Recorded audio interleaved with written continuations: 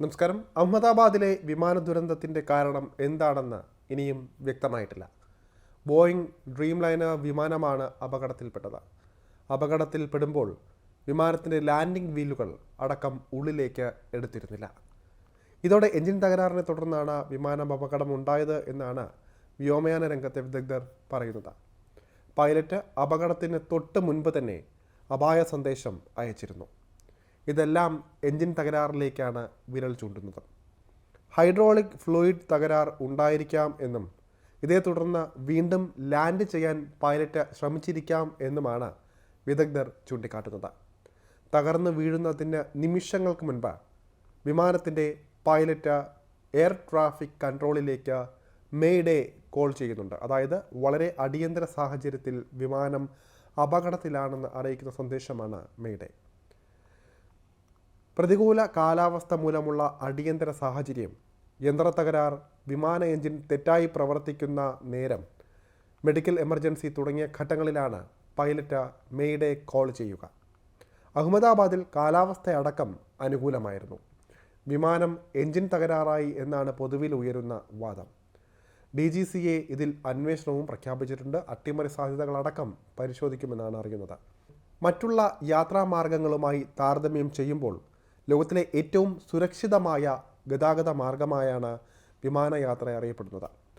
മറ്റ് ഗതാഗത മാർഗങ്ങളിലെ അപകട നിരക്കുമായി താരതമ്യം ചെയ്യുമ്പോൾ ആകാശത്തെ അപകടങ്ങൾ വളരെ കുറവാണ്. സുരക്ഷയ്ക്ക് നൽകുന്ന വലിയ പ്രാധാന്യം തന്നെയാണ് അപകടങ്ങളുടെ നിരക്ക് കുറയ്ക്കാൻ വിമാനങ്ങളെ സഹായിക്കുന്നത്.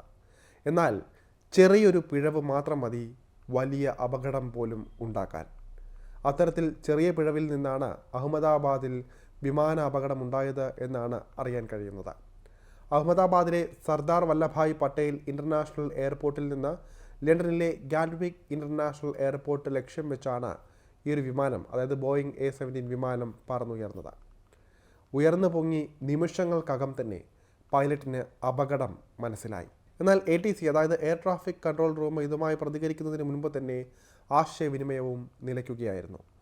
പറന്നുയർന്ന് ഏതാണ്ട് 5 മിനിറ്റിനുള്ളിൽ വിമാനം തകർന്ന് താഴേക്ക് 625 അടി ഉയരത്തിൽ നിന്നാണ് വിമാനം തകർന്ന് വീണിരിക്കുന്നത്. പറന്നുയർന്നത് കൊണ്ട് തന്നെ വിമാനത്തിൽ നിറയെ ഇന്ധനമുണ്ടായിരുന്നു. അതുകൊണ്ട് തന്നെ തീഗോളം പോലെ ആ ബോയിങ് വിമാനം തകർന്നു, കത്തിയമർന്നു. ഇന്ത്യയിൽ ആദ്യമായാണ് ബോയിങ് വിമാനം അപകടത്തിൽപ്പെടുന്നത്, അതും അഹമ്മദാബാദിൽ. 11 വർഷം പഴക്കമുള്ള വിമാനം. സാങ്കേതിക തകരാറാണ് പ്രശ്ന കാരണമെന്ന് വിലയിരുത്തുന്നതിൻ്റെ കാരണം പൈലറ്റ് നൽകിയ അപകട സൂചന തന്നെ.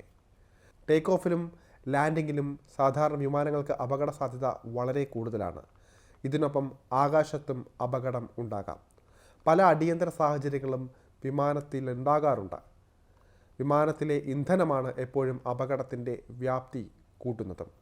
അടിയന്തര ലാൻഡിംഗ് നടത്തേണ്ടി വരുമ്പോൾ വിമാനം പരമാവധി ആകാശത്ത് പറത്തി ഇന്ധനം കുറയ്ക്കുന്നത് പൈലറ്റുമാരുടെ പതിവ് രീതിയാണ്.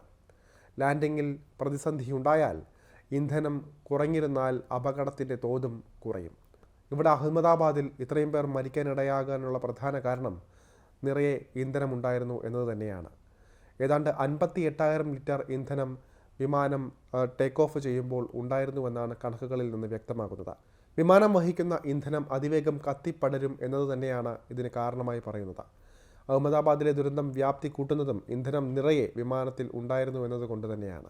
എന്തായാലും അപകട കാരണം എന്താണെന്ന്, അപകടത്തിൻ്റെ വ്യാപ്തി എത്രത്തോളം ഉണ്ടായിരുന്നുവെന്ന് വരും മണിക്കൂറുകളിലേ അറിയാൻ സാധിക്കുകയുള്ളൂ.